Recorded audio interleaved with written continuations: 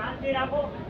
આપણે કલેક્ટર સાહેબને રજૂઆત કરી કે આપણા પ્રતિક મુદ્દા આવેદનની અંદર લીધા છે તે જે આપણે જૂની લાઈન છે જે જૂની લાઈન જે લાઈન ચાલુ થઈ ગઈ છે એ લાઈનની આપણે પણ રજૂઆત કરેલી છે. સાથે સાથે જે આ ગુજરાત સરકારે જે આ પરિપત્ર બહાર પાડ્યો છે એમાં આપણે કીધું કે સુરેન્દ્રનગર જિલ્લાને તમામ ગામના એટલા ગામના આપણે ડિટેલમેન્ટ ઉપર ઠરાવ કરીને કલેક્ટર સાહેબને દીધા છે. કલેક્ટર સાહેબને એમ કીધું આ એમાંથી અમને મંજૂર જ નથી. એટલે આપણે સરકારને એમ કહેવા માંગીએ છીએ કે એમાંથી ખેડૂતોને વળતર દેવું હોય તો તમે સરકાર એમ કહેતા હતા કે અમે ગુજરાત સરકારને સવાયું વળતર દે, રાજસ્થાન સરકાર 4 ગણું વળતર દે છે, તો ગુજરાત સરકારને કેમ 2 ગણું વળતર ખેડૂતોને? એટલે આપણે તો મુખ્ય માંગ એ કરી કે આ સુરેન્દ્રનગર જિલ્લો હોય કે મોરબી જિલ્લો હોય, આ ફળદ્રુપ જમીન છે.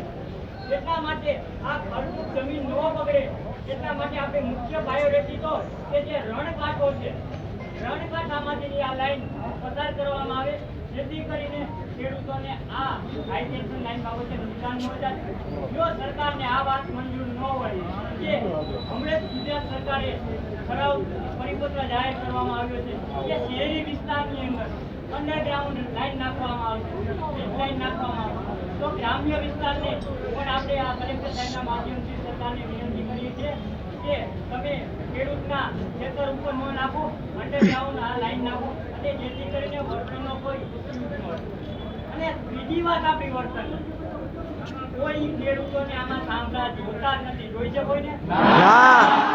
એટલે બીજી વાત આપણી એમઆરપી ઉપર આવે છે.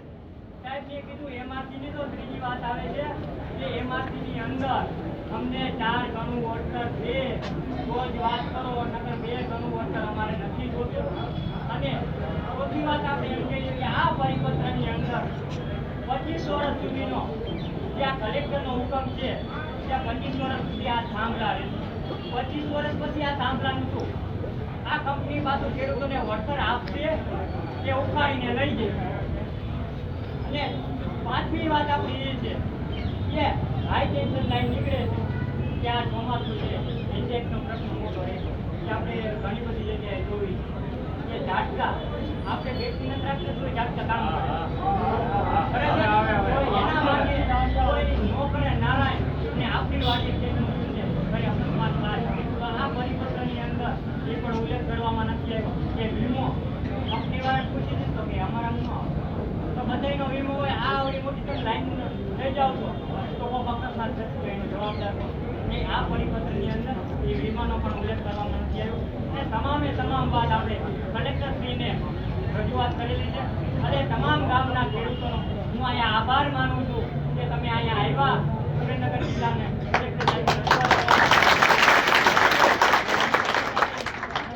પણ આભાર માનીએ છીએ અને પોલીસ તંત્રનો પણ આપણે આભાર માનીએ છીએ કે આપણને સાથ સહકાર આપ્યો એ બદલ. અને હવે આપણે અહીંથી શાંતિપૂર્વક આપણે બધાની અપેક્ષા રાખીએ છીએ જે રીતે આપણે શાંતિથી આવ્યા એ જ રીતે આપણે શાંતિથી ને આપણે પોલીસનો પણ ખૂબ ખૂબ આભાર માનીએ છીએ.